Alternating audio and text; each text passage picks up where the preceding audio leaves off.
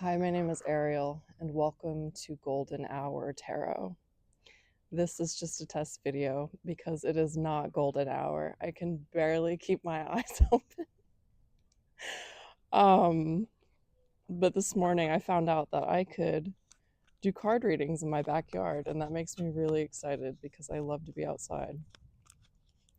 And maybe I'll do a reading like this with my eyes closed the whole time, or I'll start waking up earlier. So the only card that came out of my deck for this test reading is the Justice card. I don't know how well you can see that, but it's just giving the essence of there being a natural order to everything in life.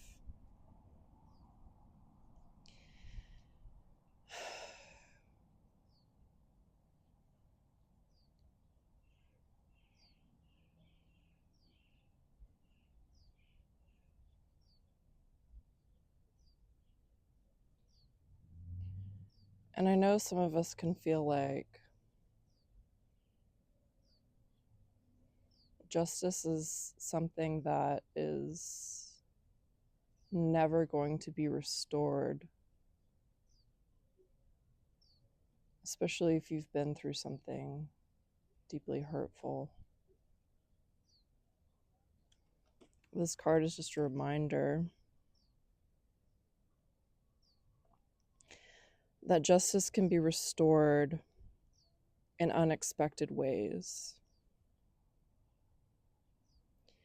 And it's likely to take effect when you let go of the situation that you're holding on to.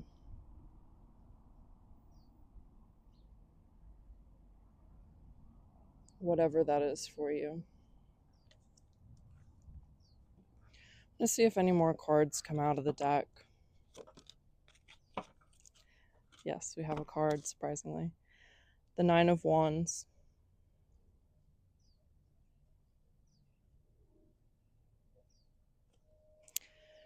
So this Nine of Wands is showing me that you've been through trials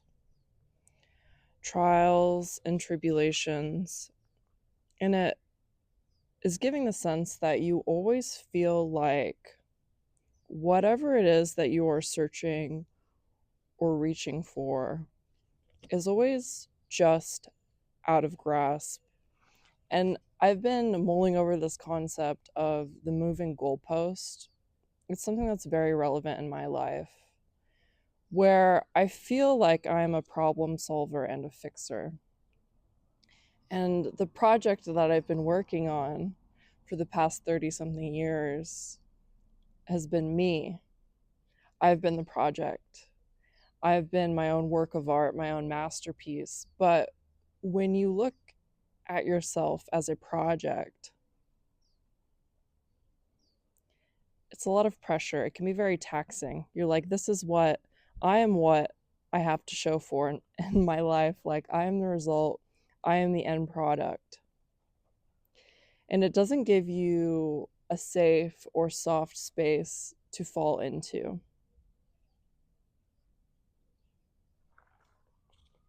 Let's see if any more cards come out.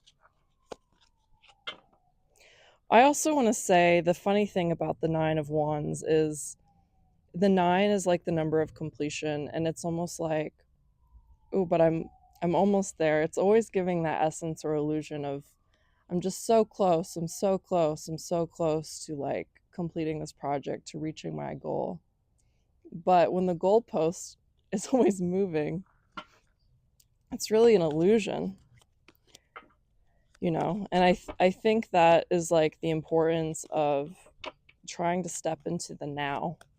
As elusive as that feels sometimes, to try to live in the present moment, to find happiness in the present moment, when there might be so much in your life that you're unsettled with, that you want to fix, right? Because you're almost like obsessed.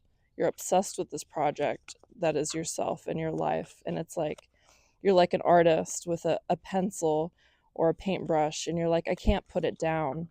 But the thing about being an artist is artists know when to stop working on their work. You know what I mean? There is this essence of doing too much. Like if you keep messing with the work, you could completely, like add so much paint to the canvas that the shapes are undetectable. You know what I mean? So here's the Magician card. The Magician is actually something I've been thinking about lately, where and it's not depicted in this card, but it's depicted in like a traditional tarot set where the Magician is standing there and he's got all the tools. He's got all of the suits, right? He's got the wands, he's got the swords, he's got the pentacles. I'm missing something. Wands, swords, pentacles. Whatever, it'll come to me. Cups. How did I forget that? Anyway, he's got everything. Everything is laid out before him, but the Magician is still somebody who is like new on a journey, right? That's only one step after the Fool. The Fool, the guy with the empty pockets and the heart full of dreams, right? Like you go one page over and it's the Magician and he's like, I got all these things, but he doesn't yet have the intuition or the seeing of the High Priestess to be able to use all the tools that are presented to him. And I think about that because they like to say that God never gives you a challenge that is beyond you. Like every challenge you've been given in life, it's something you're capable of overcoming, right? And that's like the essence of the Magician. It's a reminder. It's like you might not see how you're getting out of this situation yet, but right now you just have to have faith. Even if you see the tools or you don't see the tools, trust that the tools are there. Trust that the wisdom and knowledge will come so that one day you will know how to use them and to wield them so that you will be able to achieve this goal, right? But maybe the goal is not what you think it is. You know what I mean? Maybe the content or the peace or the happiness, it's not going to come in the form that you think it's going to come in. So I know in the material world there's a lot of things that we work on, like we work on our health, we work on our family, our relationships, like our career, and all these things are really important, right? These are all pentacles things, these are all earth things, they're all important. We're a part of the 3D for a reason. But relying on your happiness on something in the material world is always going to be an illusion, right? Because the truth is there's just layers and layers and veils over our pure essence, and our pure essence is love, is happiness. But we put all these conditions on our happiness, right? And I think we're starting to become wise to this, where we are realizing I need to find a way to remove the veils and the conditions and the limitations that I put on my peace and happiness. And maybe in some cases, it is waiting on that sense of justice. It's that sense of justice that you think is going to give you peace and happiness. But do you need to wait? Are you going to forever put your peace on the condition of justice, or perhaps find a way in the moment, sometime right now, to give yourself the peace that you're craving, regardless of the outside conditions, regardless of the outside world?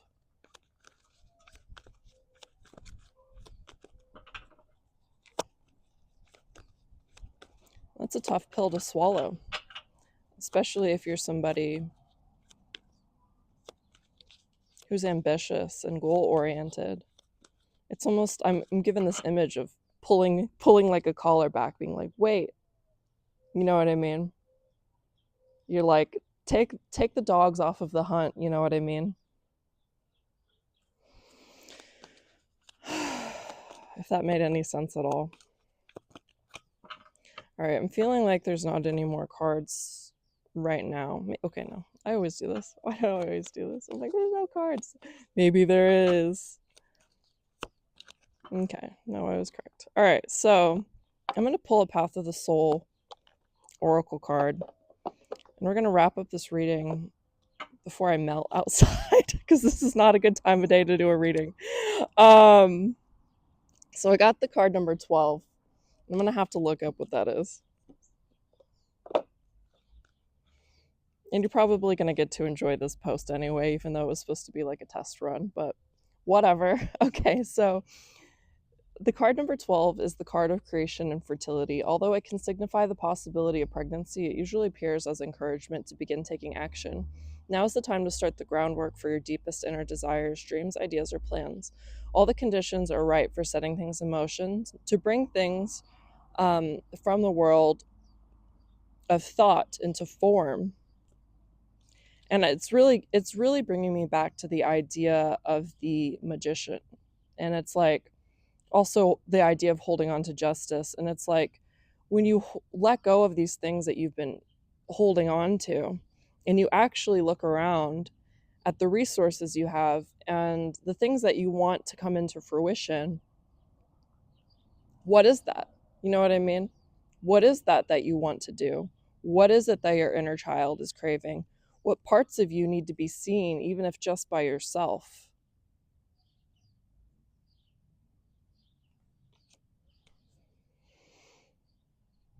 I'm going to pull another oracle card from the Sacred Cycles Oracle.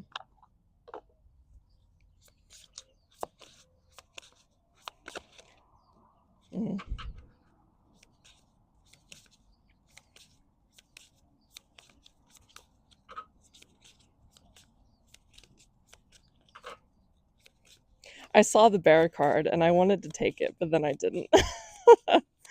But it was giving me this essence of, I don't know if it's going to come back up, but it was like holding yourself, right, with the bear card. Allowing yourself to rest in your own arms, or softening your shell enough to be able to show your vulnerabilities to people around you and give them a chance to hold and embrace you. And this is both. This is both from yourself and from others, right? Allowing you to see the parts of yourself that you don't want to see. Allowing others to see the parts of yourself that you usually hide. This is really important. This is a really important concept.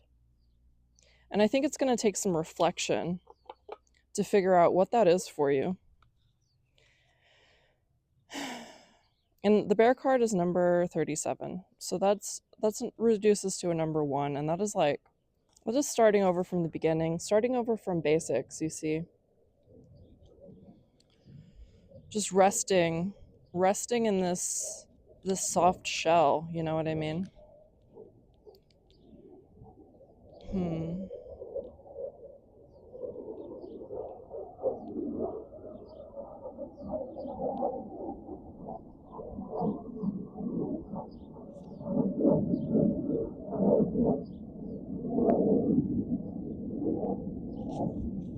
Sorry, there's a plane going by. That's the downside of doing a reading outside. You get to hear the birds, but you also hear the planes.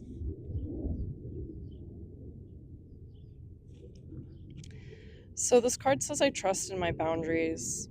It says, fiercely protective and finely attuned to the subtle seasonal shifts that cue the call towards hibernation.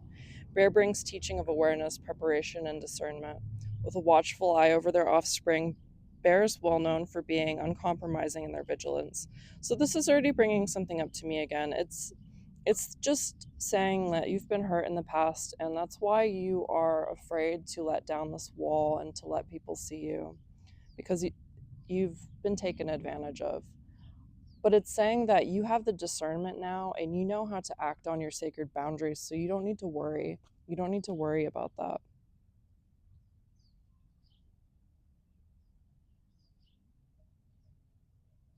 I was kind of brought this concept last night in my dreams. And it's the idea of showing your pain, like really truly showing your pain and acknowledging it, like seeing it in yourself, but also allowing others to see it, right? When you take that mask off, when you let people see the chinks in your armor.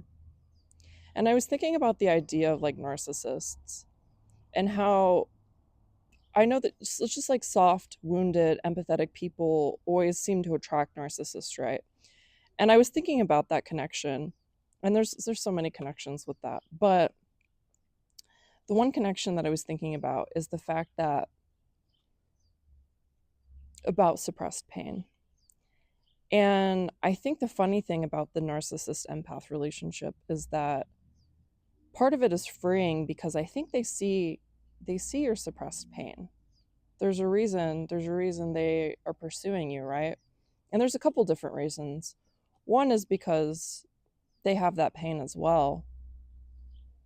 But the reason that as an empath you might be drawn to it, and sorry if you don't like the term empath, but you know what I mean, is because I think there is a feeling of being seen, like they're seeing this dark part of you. And it's almost like sometimes narcissists work as like a mirror where they're mirroring this dark part of you. And I know that's a hard thing to like accept sometimes, but the this is how it works, is that you are allowing somebody to treat you a certain way, right? So it's almost like you're allowing that damage to yourself. And that is part of your pain, right? And that is how the mirror, because you don't accept things from people if you don't think you deserve them, right? You recognize it and you put up that sacred boundary. But there's something inside of you that is this pain that is trying to be expressed, and this pain that is like fed off of, right? And it's only once you realize this like exchange that is taking place that you can like set yourself free from that. It's changing from this idea of needing others to see you and you being able to see yourself, right? You understanding like the deep inner workings of yourself. And when you understand all those layers, you no longer are somebody that can be taken advantage of, right? Because you're like, no, I see all the things. I know the good and the bad. I know the power that I am holding, right? I know the pain that I'm holding. I hold them in both my hands. I hold them like this, right? And this is also letting go. And it is once you let go, you can receive whatever it is that you need to receive, the light and the healing, right? Allowing yourself to be vulnerable and soft around the people that is safe to be vulnerable and soft around, and you becoming one of those people for yourself. You becoming a soft person to yourself, right? Allow yourself to fall apart in your own presence. Allow others to see you fall apart so that they can embrace you, right? The light, the wound is the place that the light enters, you know? So deep healing can take place. So we can become unstuck and move on our path to whatever is next, whatever dreams it is you're trying to manifest. This healing has to take place first in this hibernation, right? The bear is hibernating. And I also got the Four of Swords earlier. Bear is hibernating. Allow the bear to rest. Allow yourself to rest. Allow yourself to heal. Don't push yourself too hard, And that's going to be it for my reading today. I hope you got something from that. I hope you're able to hear me, even with all the noise going on outside. But I'm literally melting. Okay. I hope you have a great, great day.